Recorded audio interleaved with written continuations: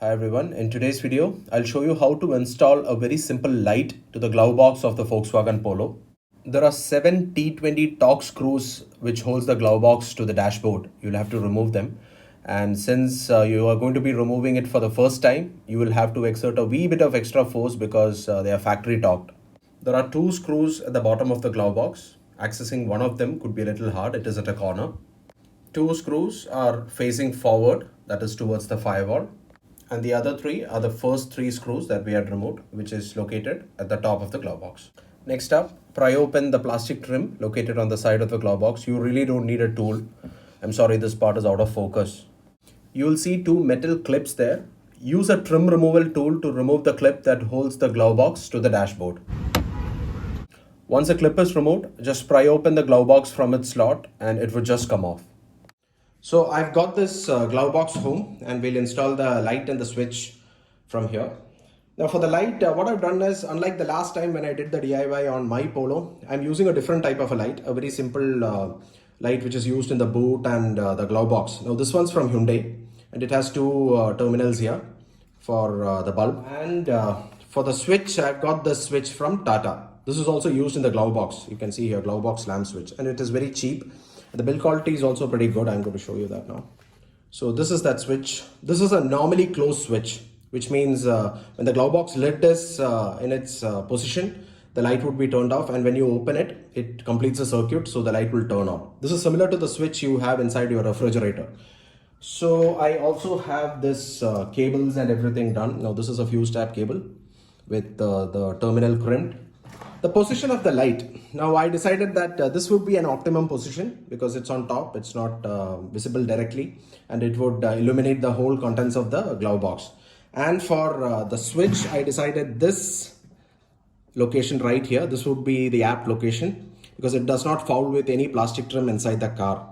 So this would be a good location for the switch, and this one for the light. It is best to cut a small hole first and then progress from there, because if you cut a large hole, your light will not sit properly and it will have some play. So it's best to cut. You only need a precision knife like this. This is a surgical knife.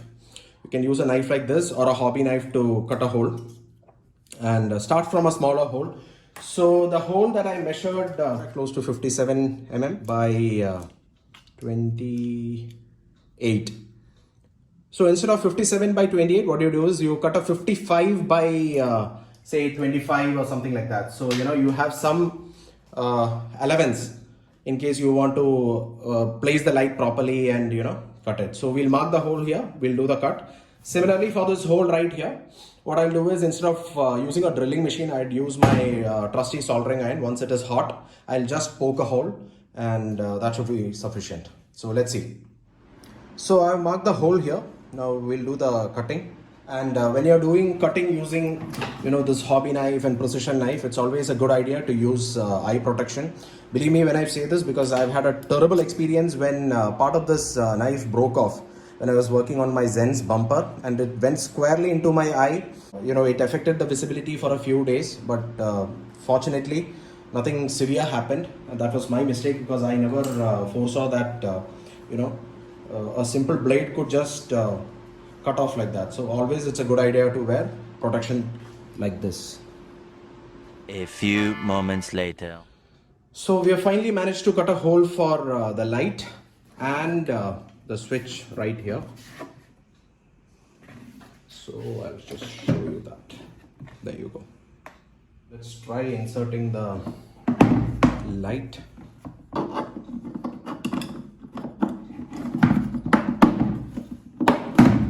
So that has sat flush, as you can see here. And it has come out quite well from the other side also. Now for the switch. Now for the switch, I'd like to give you a small pointer here.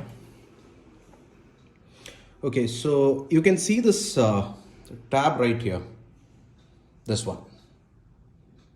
I had to chop it off so it sits flush, because I would think that all the Tata cars would have a small slot for that tab to go there. So you can see that in the other switch, I've cut it. You can see both up close here.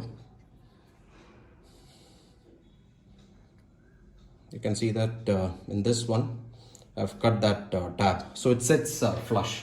That's the only intention. So let us insert it from this side.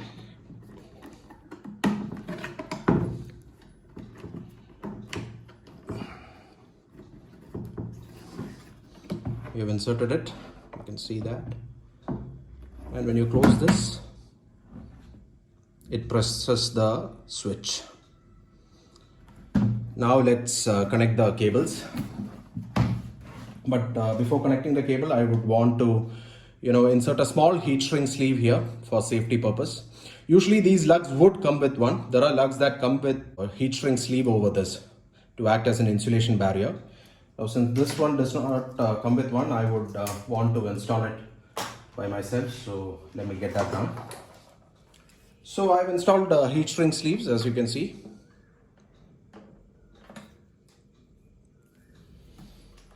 All the joints have sleeves on them for added safety. These screws can be had from electronic stores for like 3 to 4 rupees each. So now let's connect them.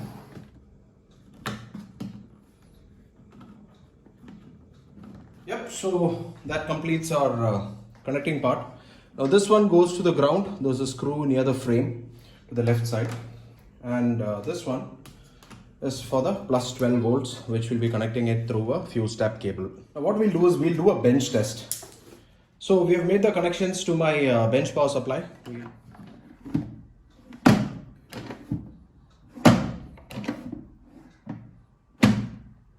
So the switch works as intended.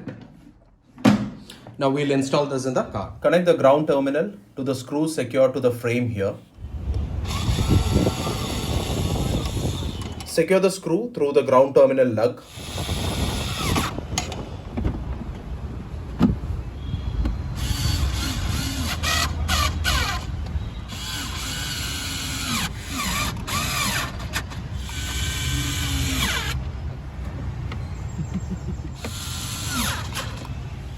Guys, the next thing is to find a suitable slot for this fuse tab cable. We have found this slot. It will have power always on, but it's not a problem because once your glove box lid is closed, the light will turn off. That would be slot number 49 next to the 30 amp fuse. So we have plugged it in. We have now to route it.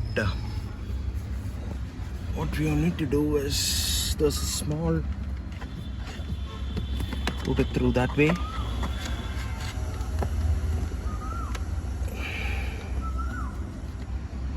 Secure the cable below the fuse box like this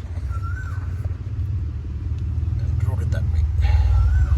And you can lead this cable from behind the console right there and have it connected. Okay, so once you have done this, you need to insert this clip. Don't forget that, because that's where this side closing trim is going to come, and this one. This holds the glove box in place.